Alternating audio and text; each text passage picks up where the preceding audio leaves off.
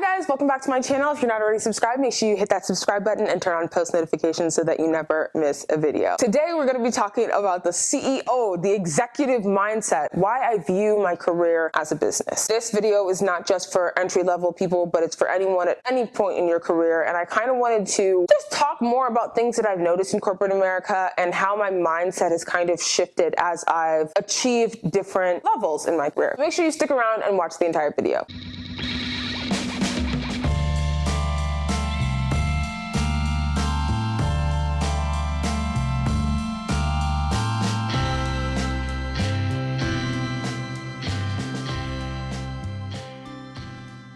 This video is going to be a little bit different than my other videos. Normally they're really structured. This one I'm just kind of going to be freely talking to you guys. And there are three main points that I want to cover. The first one is that companies are not loyal to you, yet they require their employees to be loyal to them. And I get it. The reason that they need their employees to be loyal and invested in the organization is because without your investment in doing the work, they're not able to achieve their bottom line. They need you to be hardworking. They need you to reach those company goals. That's essentially what it means. But sometimes when you start to ask for vacation time, it feels like there's an issue there, or when you want to have time off and you're not feeling well, there's that like weird feeling in an organization where it's like, oh, well, maybe I shouldn't be taking my time off because nobody else is. Or maybe I shouldn't be asking for a mental health day because nobody else is. And that is where I kind of started to have my shift, because that used to be me. I used to save all my vacation time. I used to work overtime. I used to literally like devote everything within my being to the companies that I worked in. And that's why during the earlier years of Career Salvage, it was really hard for me to make YouTube videos, because even on the weekends, I was thinking about how I can make my company better, how I can contribute to its bottom line, how I can make it like this big great thing, giving all my ideas to companies. If you haven't seen one of my other videos, I talk about how to protect your ideas while working in corporate America, because I used to give so many ideas to companies. They will take my ideas, give me no credit for it, or like they will take my ideas but still be underpaying me. And after that, I was like, you know what? I'm keeping a lot of my ideas to myself. I'm going to do my job, of course. I'm going to do my job and I'm going to do it well. But you're not going to get that extra 100% from me. You might get 110% max, but you're not about to get that 200% overdrive version of me, because at the end of the day, a company can still lay you off. If a company is going through hard time or economic crisis, no matter how good of a worker you are, they can still lay you off. They could still, like, look at all the people who are working at Tesla, or even during right now, all the people who got job offers from Twitter, rescinded their job offers from Twitter. Hard-working people who are at Tesla, laid off. Because what? Economic downturn. So at the end of the day, for me, how I always think is a company is loyal to their shareholders. They're not loyal to you. Of course, you should still be a team player. You should still contribute. You should still work hard. But never forget that.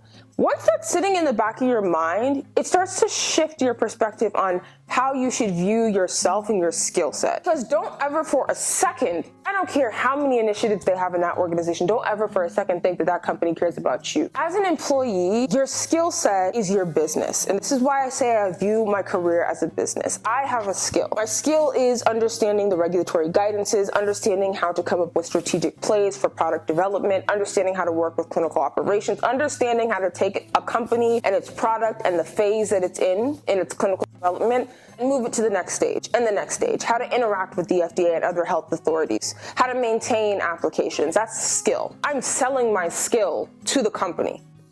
And what I'm selling it for is that salary.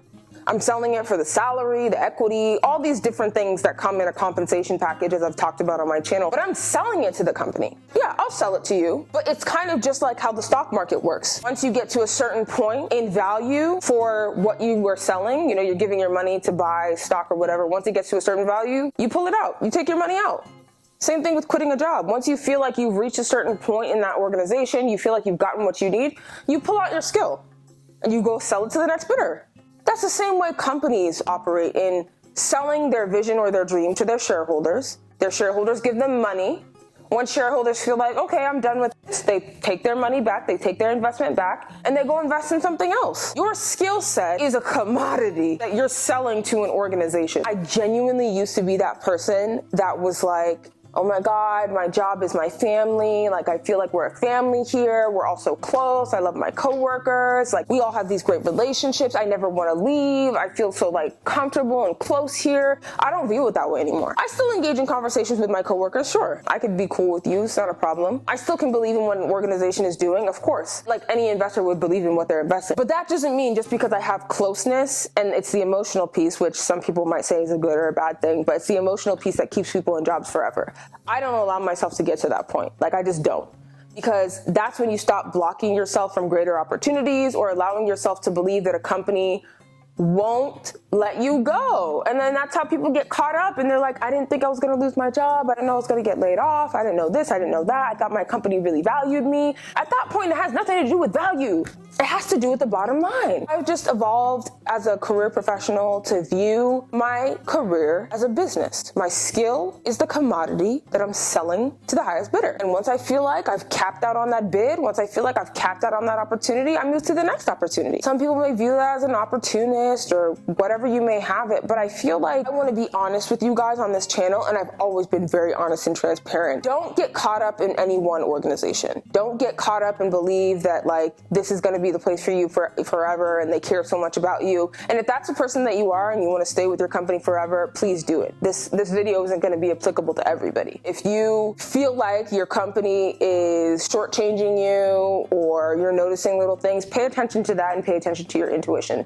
The last thing that I want to talk about in this video is, as I've said in the title, the executive mindset. You see these senior vice president and these team leads, all of them do what I'm talking about. They take their skill and they pitch it to the highest bidder until they get to an organization that offers them enough equity and opportunity that their bartering or their exchange is now going to take them to a different like tax bracket. Essentially, they're going to make so much money from this role that once they get out of that position, SVP, VP, team lead, they can branch off and do whatever they want and retire. Who knows? That is what they do. You see all these 30-year-olds who are SVPs and VPs. They weren't over here getting chummy with their coworkers thinking like, oh my God, I love my organization. They were stepping on people's throats, stepping on people's necks climbing the ladder to get to the next step. That's just what it is. They didn't have an emotional attachment to the different organizations that they worked in because they had a greater vision, a greater goal. Sit down and ask any SVP, any VP, any team lead, any person that's high within an organization. Ask any of them the steps that they took in their career to get to that point. Ask them how they view their career, because I guarantee you the way they see it is an exchange as a business. It's the only way. What it might sound like as a theme in this video is removing the emotional attachment from your job. But if you're the kind of person that wants to become a CEO or a VP, the way you get to that way